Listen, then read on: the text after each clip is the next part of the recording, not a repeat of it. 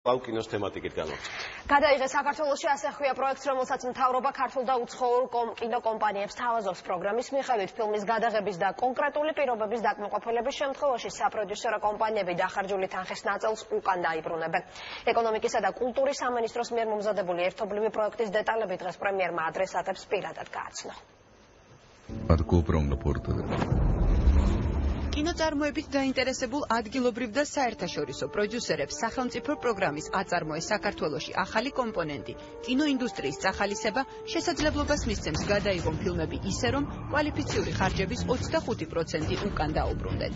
ანაზღაურების მექანიზმი cash rebate ეხება მხატვრულ, სატელევიზიო და დოკუმენტურ ფილმებს, ტელესერიალებს, მინისერიალებს, ანიმაციას, სარეკლამო ვიდეო პროდუქციას, რეალიტი შოუსა და მუსიკალურ კლიპებს. ეს პრაქტიკა არის აპრობირებული პრაქტიკა, ძალიან ბევრ ქვეყანაში, რომელმაც ამ გზით ძალიან მნიშვნელოვან განვითარებას მიაღწია. წინასწარი მოლაპარაკებები უკვე გვაქვს სხვადასხვა ქვეყნების საპროდიუსერო კომპანიებთან. ძალიან მნიშვნელოვანი პროგრამა არის.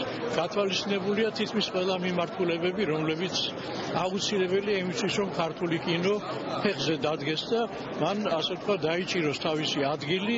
პროგრამის მიზანია საქართველოს აღმოსავლეთ ევროპის ერთ-ერთ მიმზიდველ გადასაღებ ცენტრად იქცეს, რაც ხელს შეუწყობს ქვეყნის პოპულარიზაციას ხელსაყრელი ლოკაციებისა და უცხოელი კინომწარმოებლების მოზიდვის კუთხით. ჩვენთვის პრინციპულად მნიშვნელოვანია, რომ ავაღორძინოთ, განვავითაროთ ის დარგები, რომელსაც ჩვენ ქვეყანაში აქვს პოტენციალი, მაგრამ განვითარებული არ არის. ძალიან მნიშვნელოვანია ჩემთვის ის საგანმანათლებლო და პროფესიული უნარების სამაღლების კომპონენტი, რომელიც ამ პროექტს ბუნებრივად მოძდებს. პროგრამით დაინტერესებული პირები დეტალური ინფორმაციისთვის და პროექტში მონაწილეობის მისაღებად უნდა შევიდნენ ვებგვერდზე Film in Georgia წერტილი-G, სადაც ასევე ნახავენ საჭირო აპლიკაციის ფორმას.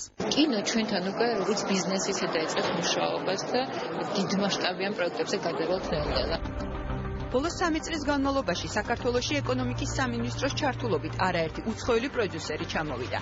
მათ შორის ინდოელ კინომწარმოებელთა რამდენიმე ჯგუფი და არაერთი ცნობილი რეჟისორი და მსახიობი.